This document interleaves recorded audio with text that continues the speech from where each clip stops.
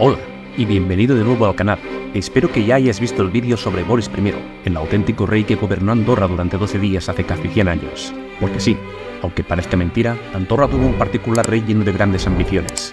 En caso de que no lo hayas visto, te dejo por aquí el link para que estés al día. Y bueno, en caso de que te dé palo a ver el vídeo, te recuerdo los datos más importantes. 1. Boris, un hombre de origen ruso y seductor de mujeres que trabajó como espía para Gran Bretaña y falsificó títulos nobiliarios, se fijó en Andorra como potencial país para ejercer de monarca. 2. Hace campaña internacional para justificar su derecho al trono y finalmente es aceptado. Ejerce de monarca el 9 de julio de 1964. 3. El 20 de julio, tras solo 12 días de reinado, es arrestado por 5 guardias civiles y llevado a prisión, y expulsado del país en 1935. Como ves, la historia es tan triste como efímera. Y en este vídeo me gustaría pensar en otro final, una realidad alternativa, donde Boris I nunca fue derrocado y pudo cumplir sus sueños llevando a Andorra a una nueva dimensión. Vamos a ello.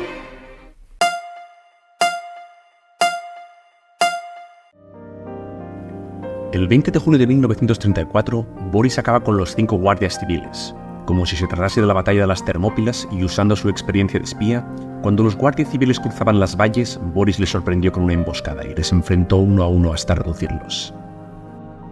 El día siguiente, el 21 de julio, Boris negocia con el gobierno español para dejar a esos hombres en libertad, poniendo 2 condiciones. La primera, que España no envíe más tropas, y la segunda, hacer claudicar al obispo de la Seu d'Urgell para que deje de ser copríncipe. El 17 de julio de 1936, tras el inicio de la Guerra Civil Española, Boris I, siguiendo la estela de la Unión Soviética, decide apoyar al bando rojo, los republicanos, pero en una hábil maniobra y sin ningún tipo de remordimiento, viendo que estos iban a perder, decide bloquear el paso de los civiles que cruzaban los Pirineos, y los entregó al bando nacional liderado por Francisco Franco, para que fueran juzgados. En 1942, Andorra apoya a Estados Unidos como enclave estratégico en los Pirineos para derrocar a los nazis. Y en 1945, con el final de la guerra y como recompensa, Estados Unidos entrega a las manos de una joven Marilyn Monroe que se casa con Boris I. El inglés es adoptado como lengua oficial junto al español y el francés. En la década de los años 50, el crecimiento de Andorra es imparable. Se instaura la nueva moneda de curso legal, el Borisgrado Coin. La dictadura española del generalísimo Francisco Franco es el gran aliado internacional. A través de múltiples convenios, Andorra contrata mano de obra barata española para la construcción de las nuevas estructuras del país. Entre ellas, el rascacielos más grande del mundo, 1 metro más alto que el Empire State Building.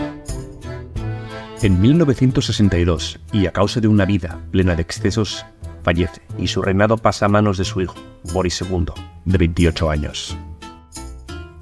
Durante los años 60, Andorra vive la época de mayor crecimiento, y Boris II se empeña en honrar a sus padres.